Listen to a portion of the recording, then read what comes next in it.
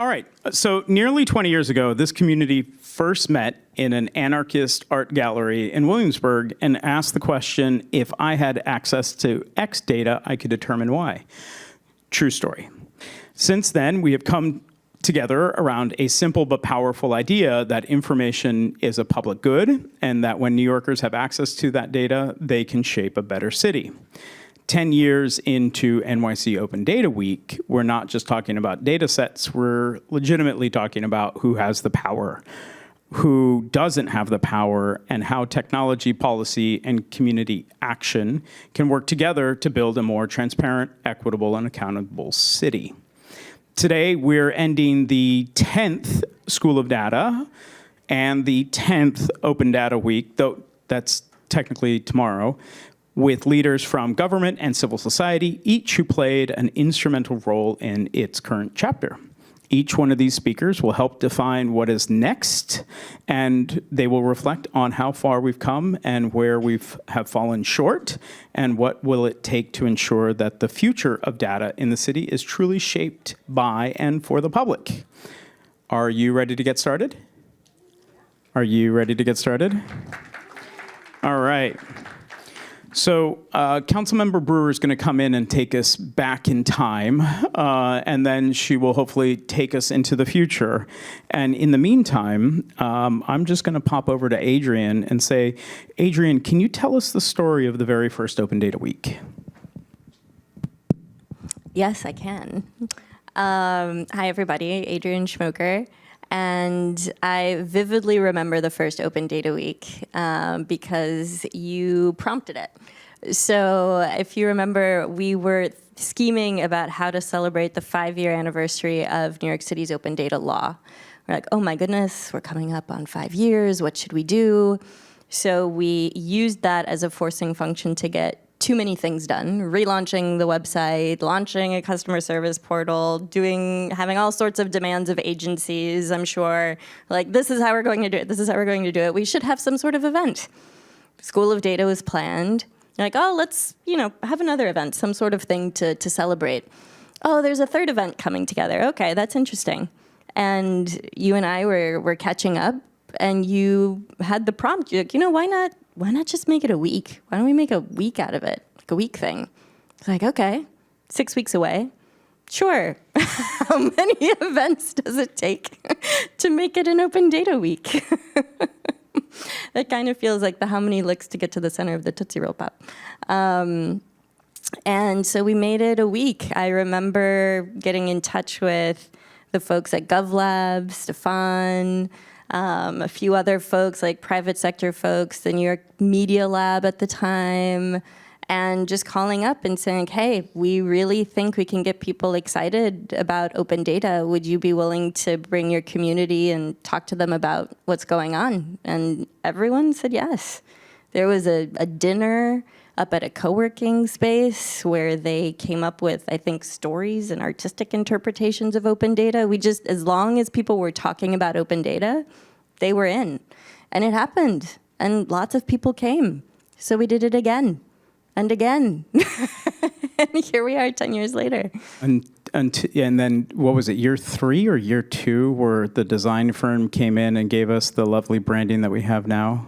So that's thanks to Zachary. So we definitely, there was a lot of piecing things together the first few years. And then luckily with the leadership of Kelly Jin, we were able to really expand the team at the Mayor's Office of Data Analytics, noticed the bright shining stars across city agencies, one of which was Zachary Fetter over at Parks. And we were like, whoop, would you come over to the Mayor's Office of Data Analytics? And we're very lucky he said yes. And he did a lot to really turn the Open Data program and Open Data Week into a more well-oiled machine than the kind of startup-y way I had been running it for a few years. So the branding was definitely his leadership, and very grateful for that.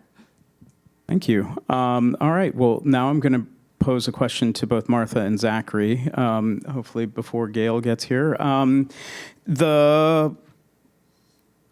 you, Martha, you are on record the longest serving chief analytics officer. At the very start of the city's open data program, we had many chief analytics officers, some of them seemingly serving less than a year, maybe a year and a half. But Martha, your tenure is storied. It's in the history books. And you helped pull together a pretty remarkable team. Can you and Zachary, Zachary is also one of the he's like the Dark Knight. So you see him in the day clothing here, professional, and then at night he's donned his cape and his mask, and he's liberating data sets, helping liberate data sets across the city, and working sometimes in I wouldn't say a vigilante manner, but just sometimes, he has to. There's nobody less vigilant. Is there another person? Has to work very bureaucratically to get. Is there another person on the panel? I'm not. Huh? Different Zachary? No. I'm just trying to bring some lightheartedness to the end of the day. He really is a superhero. And here comes Councilmember. Can you tell us how Open Data Week has influenced your work with agencies? Well, hello, Councilmember. I'm pretending to be you right now, so you come have this chair. She's really not. She's being herself, but she's just keeping your seat warm. I will say I think one of the absolute coolest things about the Open Data program is that it is such a group project, and we get to work with some of the smartest, best, most wonderful people across city agencies, as well as the MTA and other public entities that contribute data to the program. And I think there's no better set of people in the city than folks who are public servants who work for the city who care deeply about data, and that is like the absolute best squad of people to assemble if you were gonna be in a Batman movie, I guess, or for any other reason. Highly recommend this crew of people, and I think because it is a group project, because it invests so many people in this sort of in this effort and in creating this incredible asset. I think it helps city agencies talk to each other. It helps improve the quality of city agency data. Like, I think it's a real collective action project, and one that I think brings all of the best people from city agencies together. Okay, with that, thank you all. Thank you for letting me crash this panel. Thank you. And I guess to the idea of this collaborative project that is Open Data Week and what that looks like and how that's affected city government, I think one of the things that people often come to when they think about data and open data is that it's an exercise for our team, the data analytics office, or it's an exercise for people that work in IT, or there is a lot of work to move data around from one place to another and publish it. And all those things are absolutely true. However, I think one of the things about Open Data Week is it also brings together those people with the people who talk about agencies' work publicly. For many people who work in data, in tech, within government, that's not something that they're familiar with. They're talking about their work at best internally with each other, but the idea that agencies are sharing with the world all of the work that goes into these data sets, all of the context that may not be able to be captured in something like a data dictionary, is really one of the most remarkable things about this festival. And I think over time too, like, that idea has really normalized, where it is sort of scary if you've never done that before. Most of the time, the way government communicates with people traditionally is through a press conference, is through a media release, is through this sort of like top-down communication. We're convening a meeting. But with open data, you're opening up the books to varying degrees. But with that and discussions that happen around that, you're starting a conversation. And I think that's one of my favorite things about Open Data Week, but also like where we've seen those conversations grow. I mean, the last 2 years, we've had 24 government offices participating throughout the week in all different ways, including the MTA and the many events that you've had recently. But it's wonderful to see. Gail, just to catch you up, we are talking about how Open Data Week has been a transformative action for civic engagement. And so I'm going to go to Lisa and then come to you to take us back, and we'll do a little history lesson of where we were back when you conceived of the Open Data Law. Lisa, can you tell us how Open Data Week has helped transform your work at the MTA, and how has it shaped the agency's data operations? Yeah, definitely. So hi, I'm Lisa. I manage MTA's Open Data program. I don't think that our program would be where it is today without Open Data Week. I feel really lucky that the MTA Open Data Law was passed after Open Data Week had started, and New York City had already laid the groundwork for open data through the city's program, because we just get to show up and participate in things like this, which is so incredibly helpful. I think one of the key benefits of Open Data Week is being able to connect directly with people like you all in the audience who are our data users, and just the community of people who actually want to see open data succeed and happen. And I truly believe that our program would not exist without people like you caring about it and asking for us to publish more and better data sets, and using those data sets to tell the MTA, hey, why is service delayed on the F train all the time? I can see it in the data here. Or why are you guys spending money on this contract? It's in your procurement data set. So yeah, I think open data doesn't exist without advocates, and I'm so grateful that I don't have to plan Open Data Week and just get to show up and suggest a few sessions here and there. Excellent. Gail, thank you for joining us. This is the busiest person in city government, second to the mayor. That is true. No, totally true. Just talk to her scheduler.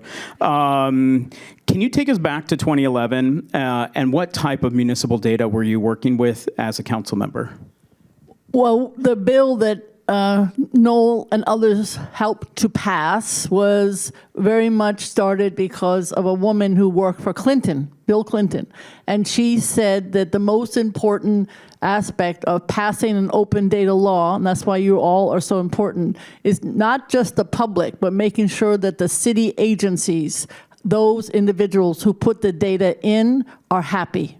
And that those are the people that if that data is not correct, then the public is not going to take advantage of it. So I always thought, to this day, as we talk about the history of it, that the most important lesson I learned is people like the up in this panel and in the audience, that the data and the people who are using it can only benefit if it's from the agency and the staff. So I just want to say that as number one. What I remember, Noel probably has a better memory. It's a little bit hazy for me, but I can tell you, we sat in Harlem, for instance, with some of the groups there, and we literally said, how many daycare centers are in this city, and how many, and we just mapped things like that. We were trying to, if you had a personal issue that you wanted addressed, there was a gentleman there who couldn't find childcare for his daughter. We were trying to just find solutions to very simple problems, which in fact ended up being only available if you had this kind of open data. So what I remember was people were just throwing spaghetti at the wall, trying to come up with problems that needed to be addressed with analytics. We didn't really know, because the only other place I think was San Francisco and the federal government. Nobody else had open data portal. That seems unbelievable now. Not even possible to have such little open data. So my memory is that it was a process that happened because people who had the need for the data said that it should be open. This gentleman to my right was one of the main people who made it happen. So just thank you, because without everybody's input, it would not have. Well, thank you. The Open Data Law in 2012 came kind of like in a string of pieces of legislation that you got passed. You were a very strong and vocal advocate for 311, and then you very quickly turned to be a very big advocate for open data around 311, really just kind of like, great, Mayor Bloomberg, you've launched this telephone line, tell us how many people are calling, what are they calling about, give us that data and information. And I still love reading the press releases because they reference 311 being the Alta Vista of government services, which is, for those of you who don't know, a search engine that still exists, but it's just a very old one.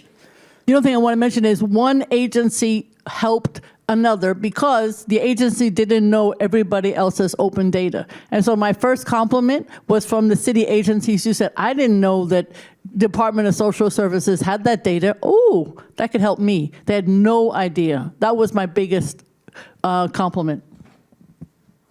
I think that's actually one of the undersung benefits of open data, the degree to which it empowers people across government to work with each other more efficiently. Now, you, Councilmember Brewer, former Borough President Brewer, former Councilmember Brewer, your journey through this whole ecosystem, how have you seen open data transform the conversations that you've had with your peers inside of in the legislature as well as like across government? Because you got your start as InterGov in DC, right? Yeah. So like how are the world that we live in and this beautiful world of data, like how has it changed? Well, I think it's easier to know when there's a false statement. And I was thinking as you were talking, this is just because we just finished 11 days of budget hearings, right? With $115 billion budget. It used to be 60 under Dinkins, so it's a kind of a big jump. And as we are having, just to sort of back end your question, as we're having all of these discussions, MTA included, there are statements from the administration, questions from the city council, same as in Albany and Washington. And I'm thinking that if we were, next step would be to have almost like a rolling data schedule as the agencies are talking and as we're asking questions to have more contact with the data almost real time as this discussion is going back and forth.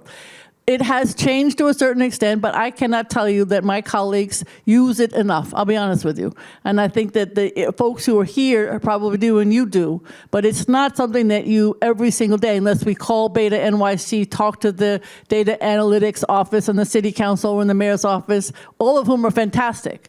But it has changed dramatically because the data is there and you all can use it. But I can tell you that I don't feel that in the back and forth for the budget, for instance, that there's enough discussion. There is when you get to legislation.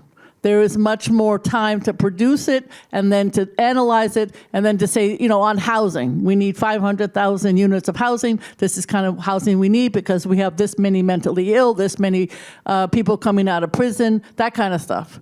But the daily fast, this is what's correct, I think could be much improved. Well, that leads us into the question that some of the other panelists wanted to play around with, which is, from your perspective, what separates agencies that merely publish data from institutions that actually use data to transform operations, decision-making, and public trust? So who wants to start on that one?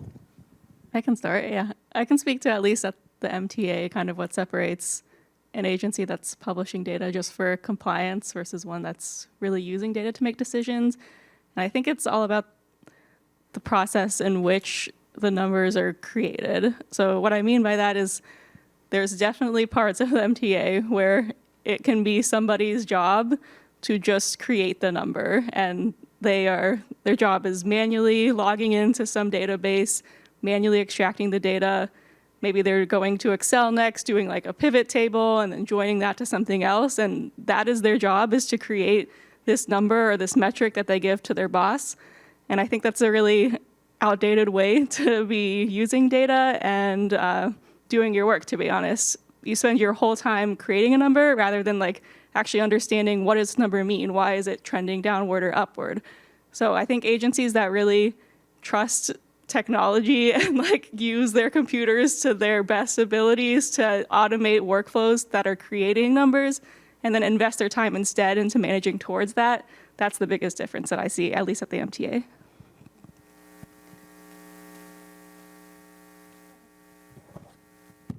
I think one of the things that I'm always shocked to see, we have these regular public education classes taught by group of people called the Open Data Ambassadors, some of whom are in the audience, but volunteers. And one of the things we refer to is the 1993 Public Data Directory. That is this volume. If you wanted to put in a request for data, what would you do? What can you request from each agency? And it's kind of remarkable how much that is sort of the analog version of what is now on open data. But I think to that point, and to the idea of like what is the difference between people who are just publishing data and people who are using it, or organizations that are using it, there is a lot of the work of taking that information, in some cases information that was to this 1993 directory generated 40, 50 plus years ago. Mainframe systems that were created for some purpose have some level of documentation. But the idea that you now have to go through and share that with everyone means that those processes that may have been manual in some cases are being automated because there is this legal requirement backing that work. It's not perfect, it's not omnipresent. There are certainly gaps that we're always trying to fill and working with agencies on.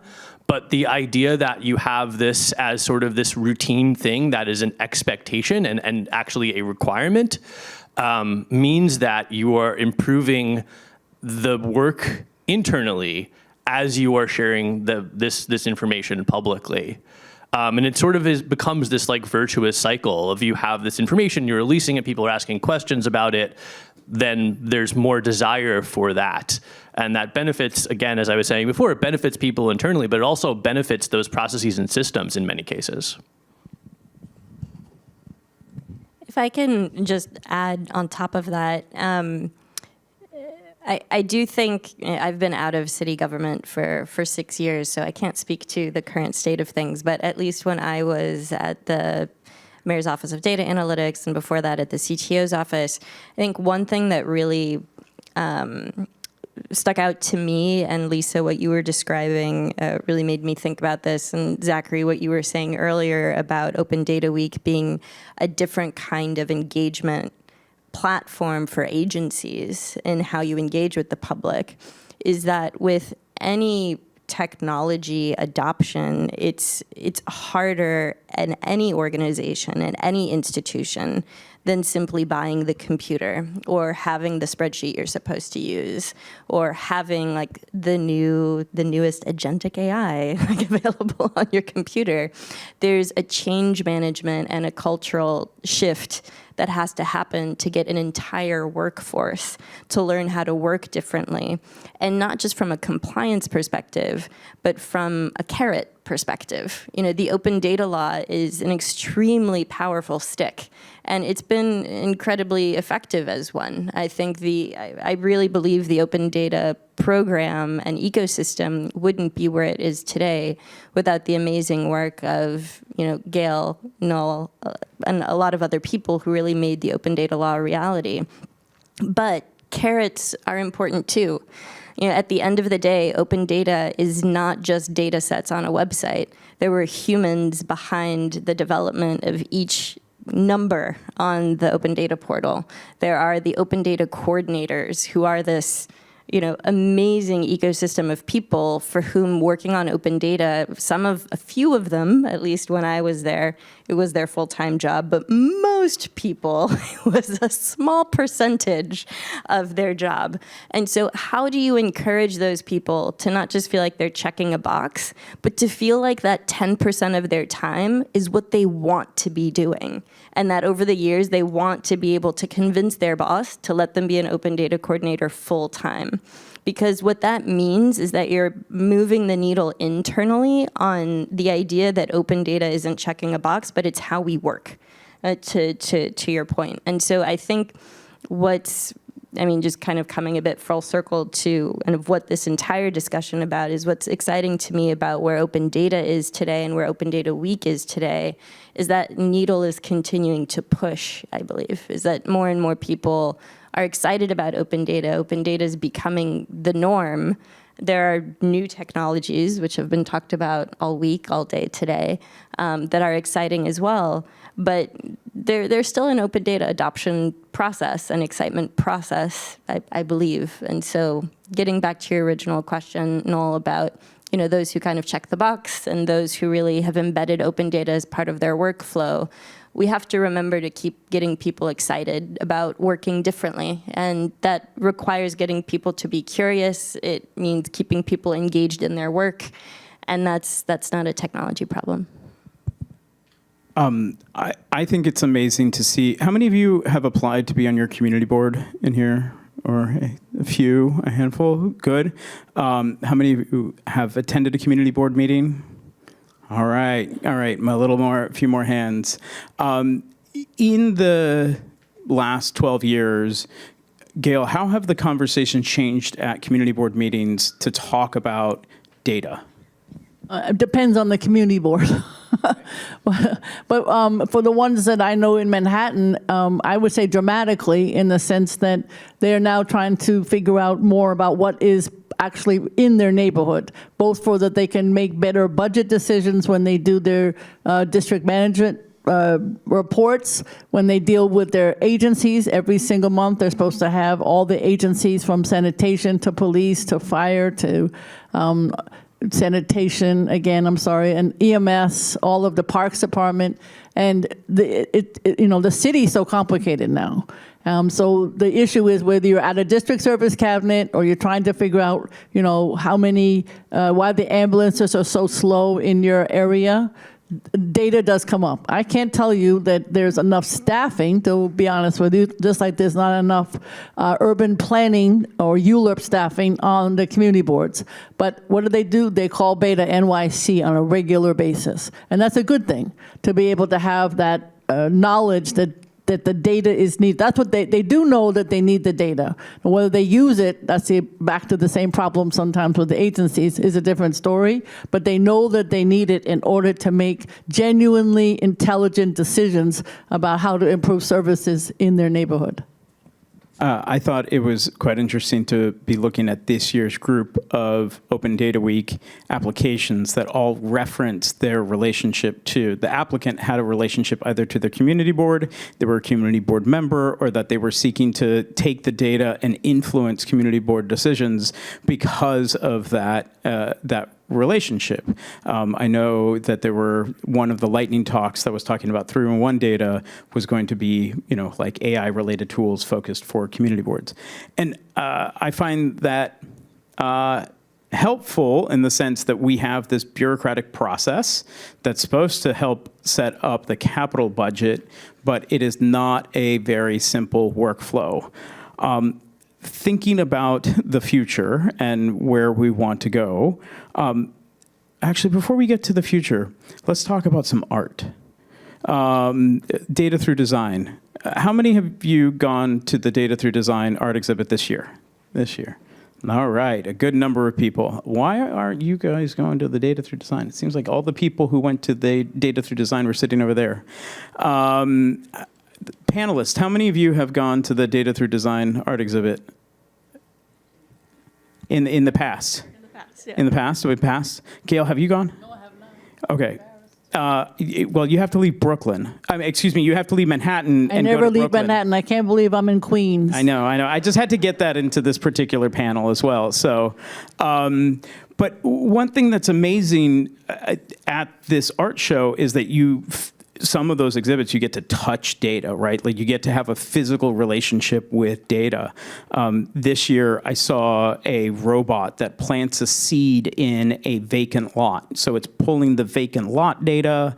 You put in an address, it then says your closest vacant lot is this location, and the robot will then plant a seed in a map of New York City and trying to green the vacant lots.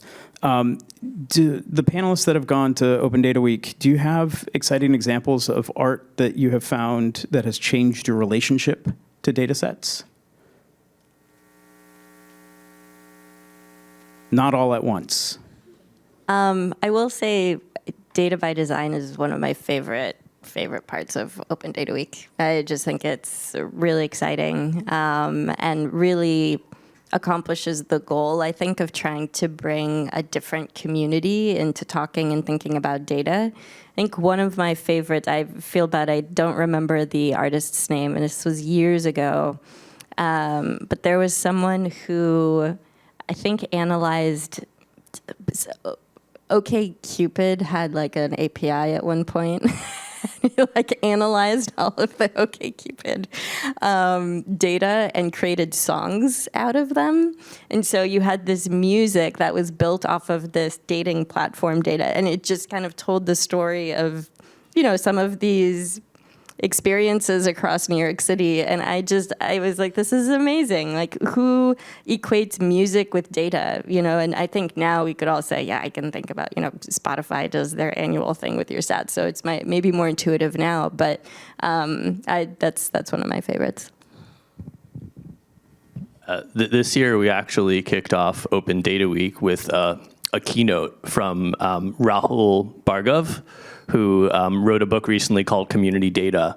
And he's an expert in what I've learned is called data physicalization. So there was a data drumming exercise that all the attendees got to participate in. I think my favorite thing about it, though, was there was an opportunity to taste air pollution brownies. If you haven't had them before, the idea is they're normal brownies, but they are salted to the level of particulate matter in New York City air in different locations and different events. So you could have like, middle of a quiet park brownie versus next to a busy expressway brownie versus like wildfire brownies and taste the difference in the brownie, taste the data essentially. And that was actually, that keynote speaker was brought to us by a former Data Through Design artist who I met at the Data Through Design exhibit a couple of years ago, Claudia Berger, who is now a member of our open data team. So perhaps my favorite thing about Data Through Design is getting a fantastic new member of our team who introduced us to data physicalization and I guess by extension, the data pollution brownies.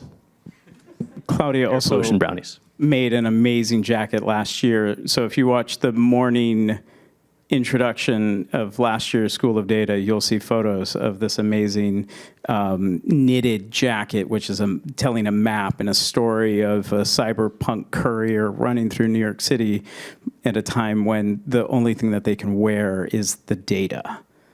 Right? Is that right? Yeah, I loved that jacket. Lisa. Yeah, I love the Data Through Design exhibit. We're taking a group field trip. The MTA data team's going to go next week, which I'm really excited about. But I remember last year, one of my favorite pieces, and I wish I remembered the name of the curators who did this, was an interactive wall where you could enter your own like timestamp of an event that happened in New York City history. I'm seeing some nods of people that remembered it. And I thought that was just such a cool way to like create a data set that was community driven. I'm waiting for the day that someone submits a piece that uses MTA Open Data though. So this year there's one. Oh my gosh, I'm so excited. Can't wait to go. But yeah, a couple years ago, we ran something called the MTA Open Data Challenge that I'm hoping we'll do again in the future, where we just called on members of the community to build something cool with an open data set and send it to us. And I think a lot of these things were like technical in nature and that they were like coded visualizations, but they all had an artistic element to them that I loved seeing as someone who does not have design skills myself. It was just so cool to see the data sets visualized and used in a way that was so creative. Gail, you're going to have to organize a field trip of all the council members, and their staff to go to Data Through Design. I will be glad to do that. If you could challenge the community to produce some type of data visualization or art that would speak to council members, like what would that be? I'm not very artistic. I want to know, I don't know that I can do that. I want to know why when you are at Rikers Island and the buses are supposed to take you to court, even though this Department of Corrections says 99% of people get to court. They never seem to get to the actual courtroom to have their case heard. So that I'm more like, what happens that this is the fact? And then I'm also interested, again, back to the buses. Why is it that the children in the special education programs never seem to get to class on time? So I'm hopelessly focused on that kind of data. I don't know what in hell's name I would do with the MTA data to make it interesting, but I can say that just generally, another example for me is our streets. As we think today, we have bus lanes, bike lanes, we need places for the large trucks to go, vehicles, open space, green space, trees, and the list goes on in terms of our open space needs on the streets. And in addition, you've got curb cuts, you've got people who are visually challenged to get across the street, et cetera. So, a visualization of what a street looks like using open data would be something that will be of interest to me, because nobody else can figure out what to do with our street state that is appropriate. I think transportation is a place that the visualization would be most of help.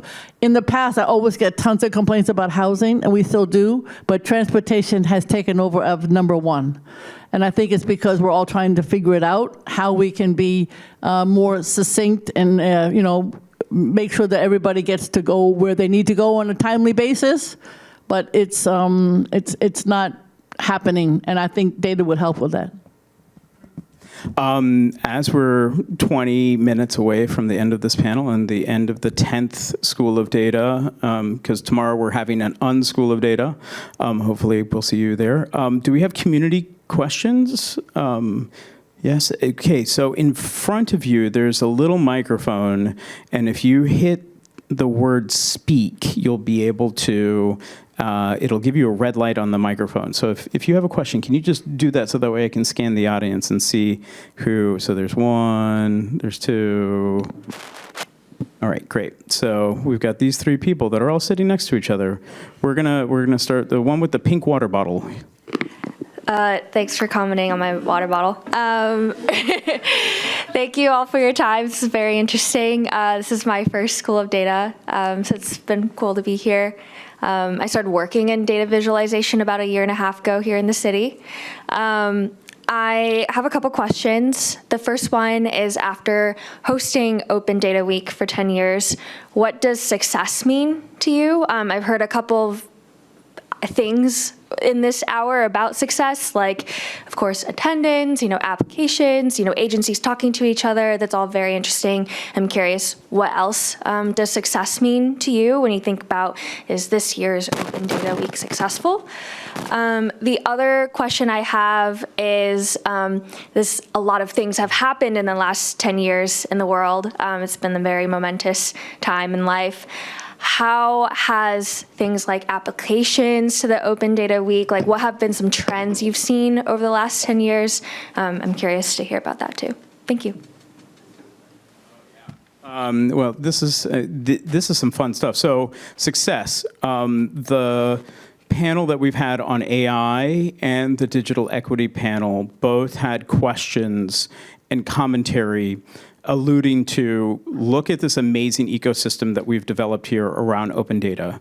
Not only do we have community partners, not only do we have agency participation, we have policies, we have laws, we have practices that are all sitting in community with each other, and that they're being discussed openly, and we're figuring out how to be iterative. And then those practices themselves are viral in the way that they're then working their way. Somebody has a microphone that's, sorry, thank you. If it wasn't for the work that we did to get the open data law passed, the first one, and then how many, Adrian, 6 other pieces that Amin Ra helped get passed, like within the first I wasn't ready for the pop quiz. But Okay. That sounds. There was like one open data law which Gail got passed, and then we kind of like got to the point where we needed to not only renew that, but we wanted to improve it, and then we got all of those passed, and then Rachel over at reInvent Albany led the fight to ensure that we could take all of those insights and then push it to the MTA, because the governor at the time. No, the former governor would not sign a state open data law, but we could at least negotiate an MTA open data law, which then led to, this benefit. So like that viral practice of sharing these things works its way through concrete conversations around digital equity, digital literacy, and artificial intelligence, right? Like to me, that's like from the community organizing perspective, that's like what does success. I think deepening the relationship inside of every single different agency and the service providers, because the nonprofit industrial complex is what the city depends upon to execute services. So how do we make sure that those nonprofits are able to come into this ecosystem and then also be in partnership? And then apps and trends. This year, way more applications around AI and like thinking about MCP servers and chatbots and 3-in-1 data. What else?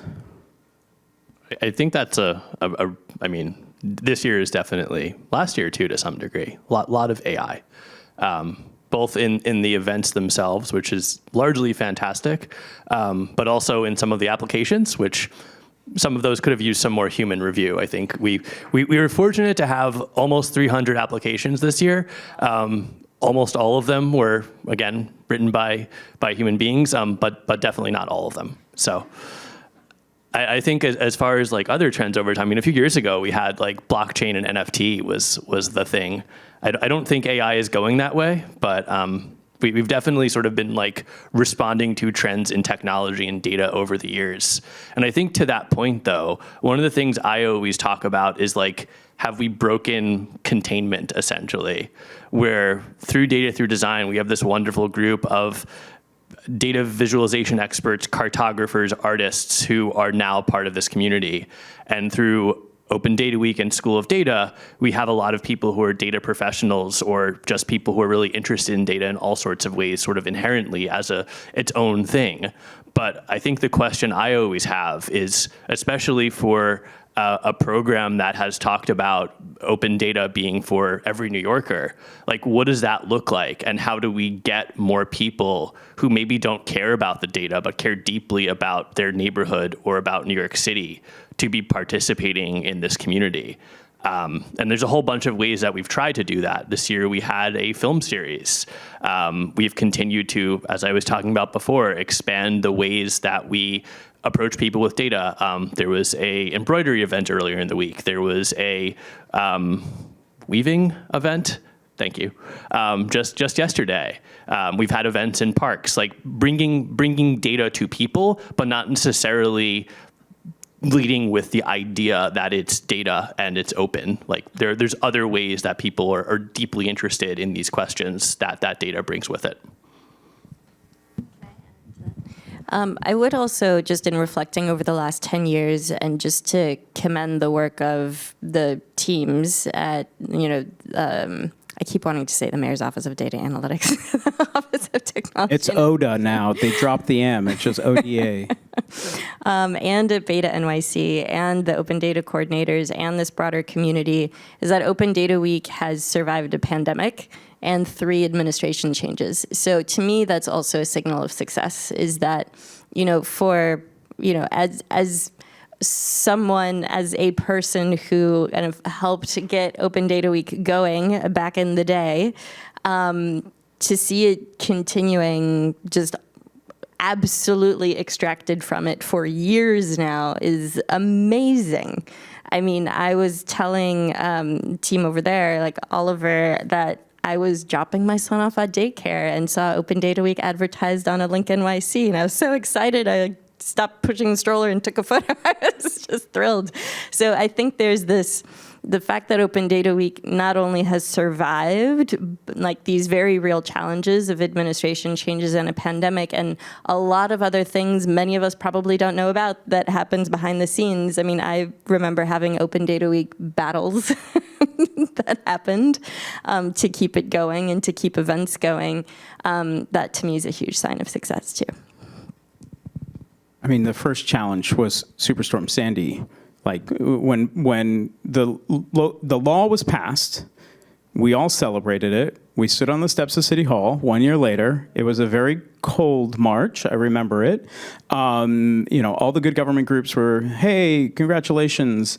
And then by that October, Superstorm Sandy came in, and the limited resources that were in place to support this very nascent open data system disappeared. And we were then about to be facing an administration change. And you know that when administration changes, there's excellent opportunities for the next administration to make a huge decision.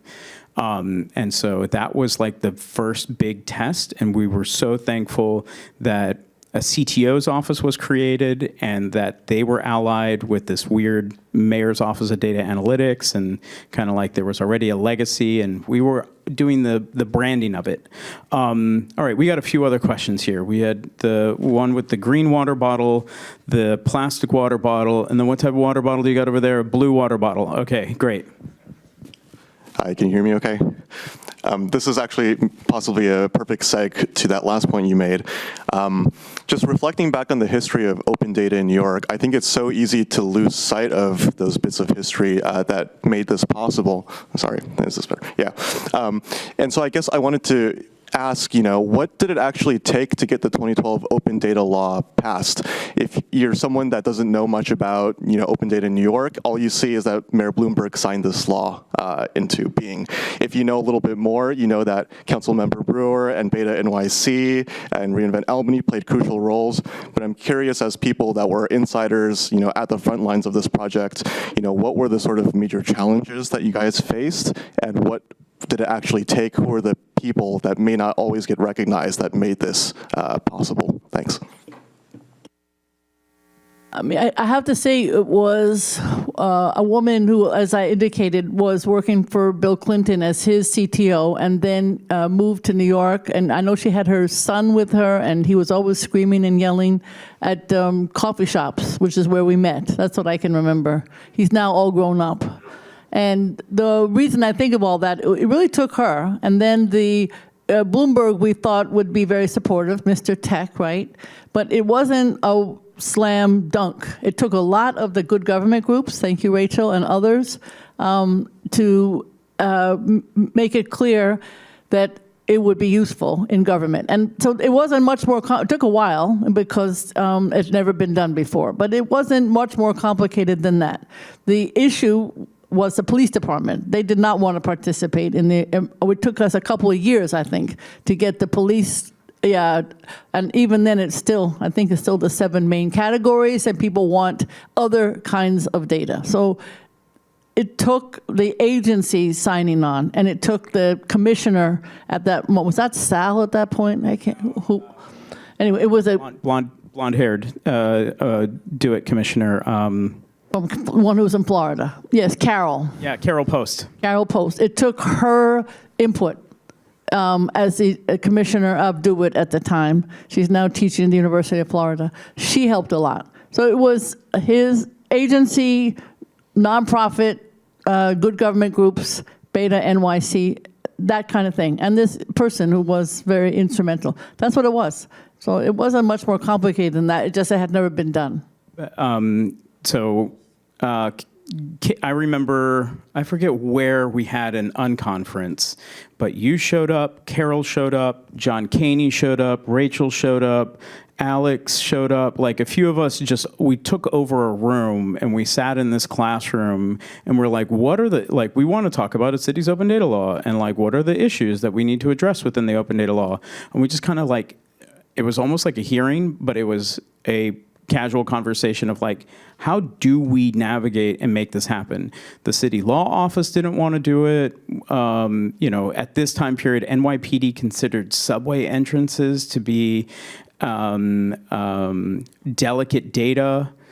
I remember very clearly hearing in one of the conversations that NYPD didn't want the entrances and exits of the subway system as publicly available information because bad people would do bad things at the entrances or exits of subways. And it's kind of like, what are you talking about? Like, we all know where they are. We know what those hours are. Like, we can literally just walk to that location, and if somebody wanted to do something bad, they would do something bad. Like, that is not a reason why we need to limit public information about our transit infrastructure. But Rachel, who's over here, who's at reInvent Albany, I want to point out is one of the unsung heroes, helping not only here locally, but also at the state. John Caney, who is an elder in this ecosystem, he is instrumental in helping Crosswalk crash data with a map. And in 2004 at Transportation Alternatives, he's a young Wall Street flunky. He essentially left Wall Street and he was like, screw this. I don't need to make billions of dollars. I'm gonna do my own thing. And he used the Freedom of Information Law and crosswalked that with maps. And Transportation Alternatives then turned around and had a web map that you could then see this information. And that became at the core of his argument, is that we should be able to use these data sets to make sure that our neighbors are safe, that we are safe. And then there's a whole cast of other characters that have come. Joel Natividad somewhere, I don't know if Joel's in the room here, but he's here at this conference. He had a nonprofit, a for-profit on Todia. He was an early Big Apps winner who became a huge advocate. I mean, there was a whole Big Apps competition program that really was the undercurrent. The stuff that was going on in DC was very helpful. We had the Obama White House and the Open Government Initiative, and they were more or less demonstrating. And there was a national effort to essentially transform data operations. And that general cover went directly against the negative voices in New York City and gave us the air cover to at least get the open data law passed. And if you read the open data law as it was first, it was a temporary law. It would sunset. So if it didn't work, bye. And that's something that Adrian and the CTO team and Amin Ra early on said, hey, we should change this. Any other stories? I'll just layer on that there's policy and there's policy implementation. So passing the open data law was absolutely instrumental. As I mentioned earlier, I don't think open data would be where it is without that law. And being able to write an email with the subject line, open data compliance, overdue, caps locks, things like that, very helpful, I have to say. But on the implementation side, I still remember when I first joined city government and having, a few folks not super pleased with where open data was at, we might say. It was extremely helpful to have good government groups, advocates, come and say what was wrong and really keep sending emails, keep picking up the phone. And I vividly remember being brought into a room and first meeting Noel, Dominic Morrow, Jesse Braden, and folks, you had a list of all of the things that needed to be fixed. And it was like, great, let's go fix them. So that was extremely helpful. And, not just kind of moving on to the next thing after the open data law was passed, but keeping your eye on what's happening as the administration changes. Extremely helpful. And then I think internally, a lot of folks over at what was Do It at the time. So, some of the first folks I worked with were Albert Weber, Raf Pocasangre. So just folks kind of deeply embedded in the IT agency at the time who had relationships and had a spreadsheet of names and just kind of kept the whole thing moving. So, lots of people behind the scenes, all the open data coordinators, and people who just kept things moving, and people who also kept saying, this should be better, this could be better, made a huge difference. One more thing I remember was when we first did it, nobody wanted to have a suggestion information. The agencies did not want to be suggested to, but we got it in. There was absolutely, do not tell us anything. We finally got it in. I think it was Noel that insisted on it. I don't know. There were too many good. I also want to point out that in this historical conversation of open data, we leveraged work that had already been established. So the city has the Commission on Public Information and Communication, COPIC. Apparently, I'm a COPIC member. We've only met once, though. It's chaired by the public advocate. Gail, in her former life, helped push for COPIC when the city's charter got rewritten. They maintained the data directory that Zachary mentioned, the 1993 data directory, and all of that case law, including the Freedom of Information Act and the Freedom of Information Law, all set the precedents for us to get the open data. So like every time we were advocating for this practice to be modernized, and they said, oh, we can't do that. We said, but you've already done it. Because like, here's where, like Gail and her peers had already fought that battle just a decade beforehand. All right, next question. Clear water bottle and then blue water bottle. And any other questions that are out here? All right, and then we got to go to Rachel here. All right, and then here. All right, thank you, and thank you all so much for the panel. So I'm curious, how has the Open Data Project, since it started, as it's evolved, impacted hiring procedures, both for kind of city government, city agencies, and for the MTA?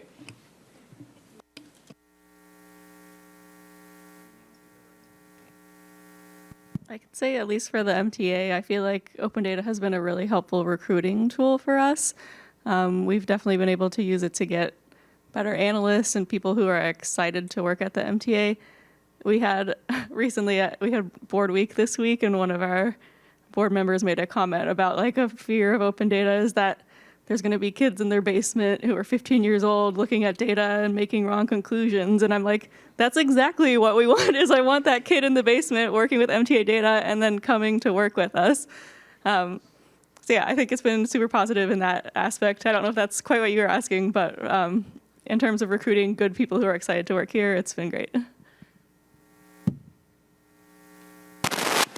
All right, so open data, huge on it. I think it's a great way to highlight a lot of the problems that we're seeing. Sometimes it can be difficult to highlight the operational change that is led by the highlighting of the problems. So the open data will allow people to see what's happening. Can you give some examples or ways in which to highlight to the general public and people abroad because the impact is often in small little jumps that you can't always see. Is like the pothole blitz, it's great and everyone sees the problem getting resolved, but a lot of the work that is put into this, it's small little steps that lead to major changes. So maybe highlight what ways can help to explain to a lot of the general public on how this is impacting them day to day. I mean, I think one of the ways is through programs like this. The fact that we have all of these people gathered here and thousands more throughout this week and for the last 10 years, and all the visibility that Open Data Week has given to the open data programs across the city. I think there's also this idea of some people, when they think about open data, the idea is like everyone must be using the data sets themselves. But there are so many groups that create different projects, tools, advocacy campaigns that are powered by this data that people could take advantage of.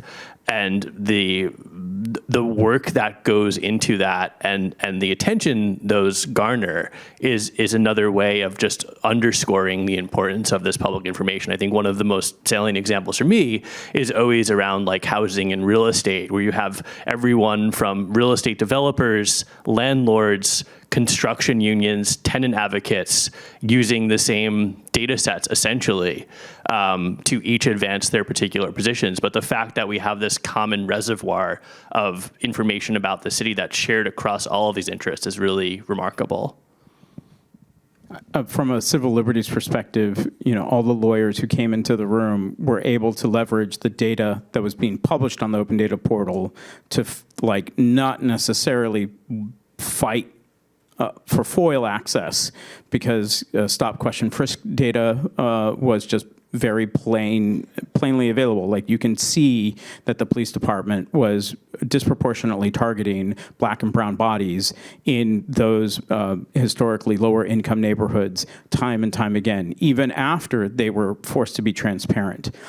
We've seen it with the cycling crackdown. Like, you can see the type of enforcement where you look at why are cyclists being really persecuted for breaking the law, and drivers are not being persecuted.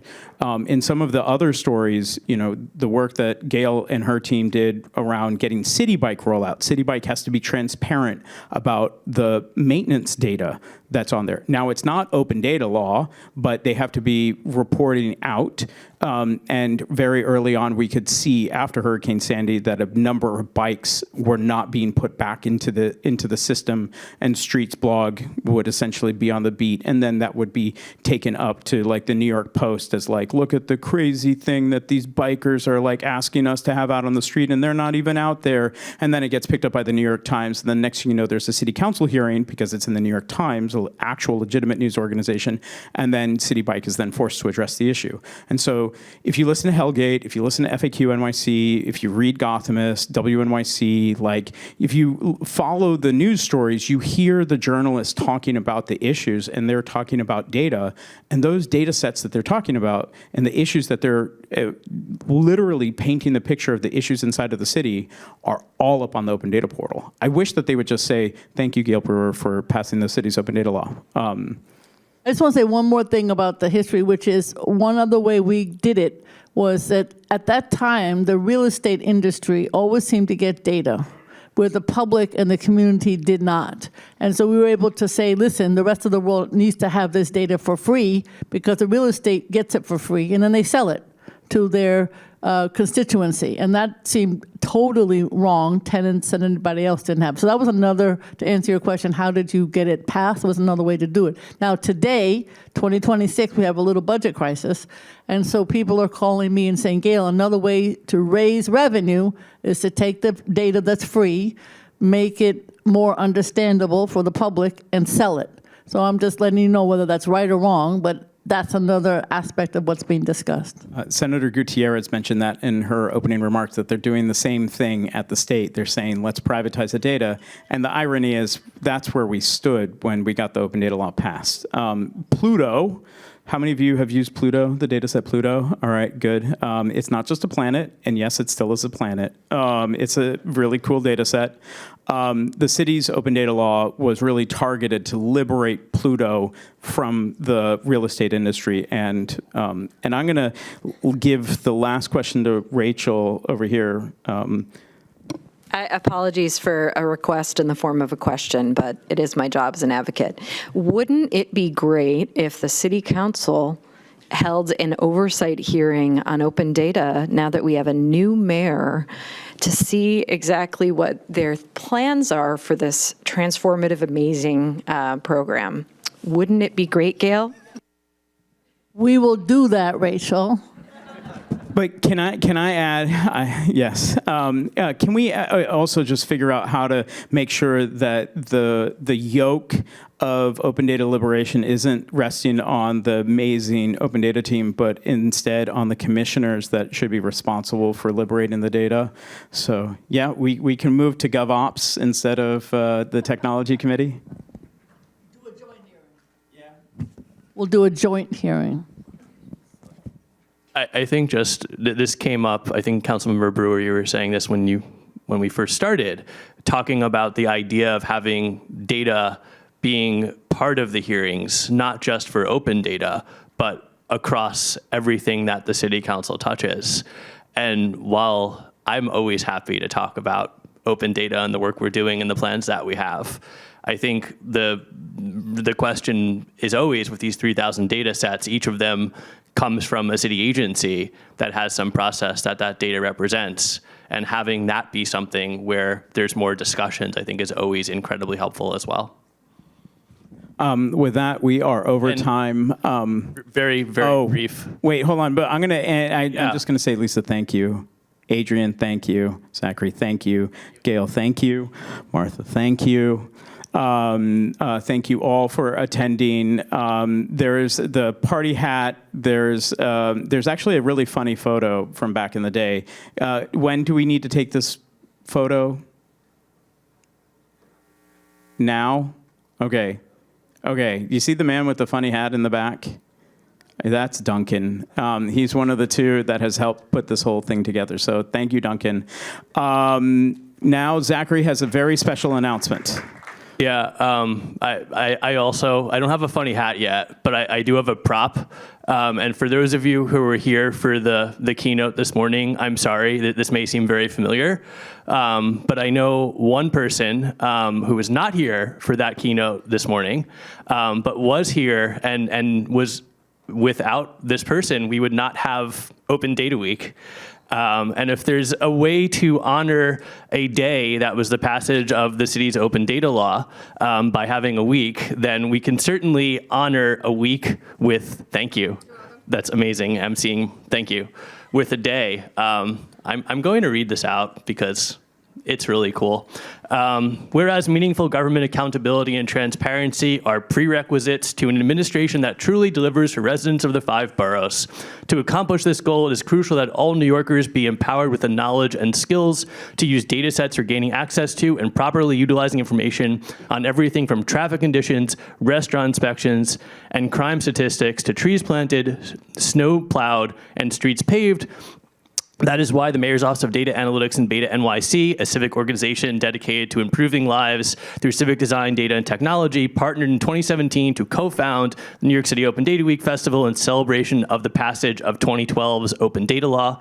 Whereas my team and I are committed to ensuring that every resident of our metropolis can benefit from the added transparency of information by bringing together activists, entrepreneurs, public servants, teachers, and tens of thousands of New Yorkers, including civic technology leader Adrian Schmoker, formerly the city's deputy chief analytics officer at the Mayor's Office of Data Analytics in El Hidalgo, executive director of the civic tech nonprofit Beta NYC, to share with, learn from, and celebrate the wealth of data that the city is legally mandated to publish by default. Since then, the Open Data team, now part of MODA at the New York City Office of Technology and Innovation, has worked with agencies and their open data coordinators to identify, structure, document, and publish this information, resulting in, as of March 2026, more than 6.3 billion rows of publicly available data. Whereas New York is proud to be a leader in providing our residents with the best possible access to public data and information, which we believe is critical to creating a better and stronger future for the 5 boroughs. Through the work of MODA and OTI and the invaluable contributions of individuals and community partners, we are advancing our vision of open data for all and ensuring that all people can better access important data sets and use them to help drive our city's progress. Now, therefore, I, not me, Zohran Kwame Mamdani, Mayor of the City of New York, do hereby proclaim Saturday, March 28th, 2026, in the City of New York as Open Data Week Day.